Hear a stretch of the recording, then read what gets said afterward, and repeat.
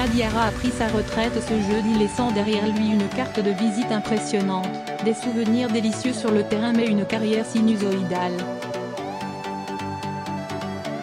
Le milieu de terrain avait toutes les cartes pour être une référence à son poste. Mais de choix de carrière douteux en rendez-vous manqué, il laissera finalement un goût d'inachevé. En catimini. C'est par un tweet ce jeudi que Lassana Diarra a annoncé sa volonté de raccrocher les crampons.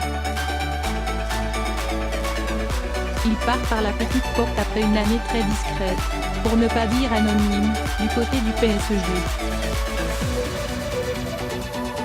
Une fin qui laisse sur sa fin à l'image d'une carrière sinusoïdale. De grandes performances, de longs passages à vide, des renaissances et des saisons blanches. Au regard de son talent et de son début de carrière à Chelsea, Diarra aurait pu, tout dit, c'est selon, laisser une autre trace dans l'histoire du football français. Mais son histoire, sa carrière, est une succession de promesses, une compilation d'histoires inachevées. Avant d'oublier celui qui n'a joué que 13 matchs avec le PSG depuis un an, il faut se souvenir de ce qu'a accompli Lassana Diarra. À 20 ans, après seulement une saison en L2 avec le Havre, il est déjà pressenti comme le successeur de Claude Makelele à Chelsea.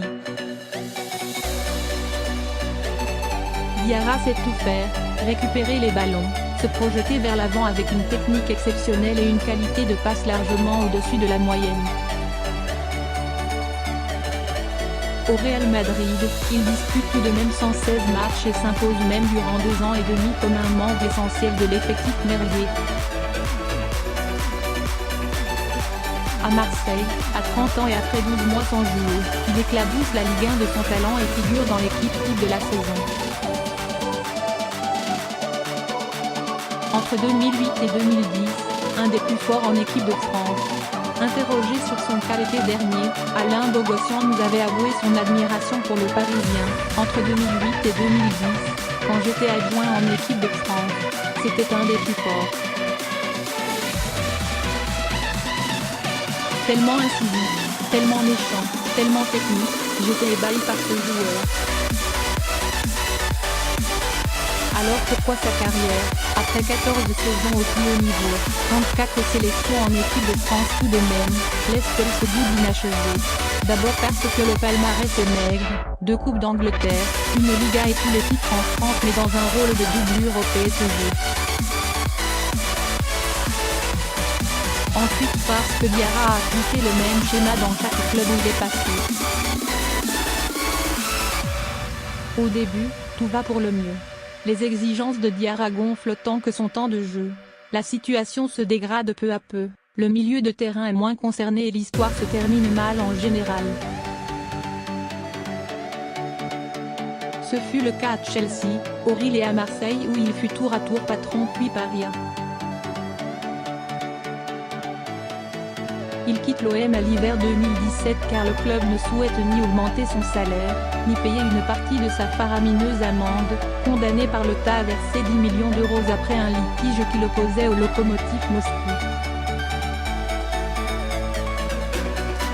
Sa fin d'aventure entre blessures et manque d'implication gâche son expérience dans la cité phocéenne. Enfin parce que ses choix de carrière n'ont pas toujours été guidés par le challenge sportif. Exil doré et rendez-vous manqué. Après plus de 100 matchs avec Madrid, son désir de rejoindre l'Andy Makashkala en pleine force de l'âge, 27 ans, marque une rupture nette dans sa carrière. L'appât du gain l'a sans doute privé d'une carrière très reluisante. Son litige avec le Lokomotiv le prive des terrains durant un an et plutôt que de profiter d'un rebond réussi à Marseille, il choisit là encore l'exil doré à Al Jazeera en 2017. Des choix qui laissent de vrais regrets et qui l'ont sans doute empêché d'exprimer pleinement son talent. Son histoire en sélection est, elle aussi, une succession de rendez-vous manqués et de mauvais timing. Des douleurs intestinales avant le mondial sud-africain le privent du fiasco de Naïsna en 2010. Plus embêtant, une inflammation au genou gauche le prive de l'Euro 2016 qu'il aurait débuté comme titulaire. Telle est la carrière de Lassana Diarra. Très honorable bien sûr. Mais elle laisse surtout l'impression d'un vrai gâchis pour un milieu de terrain qui savait absolument tout faire.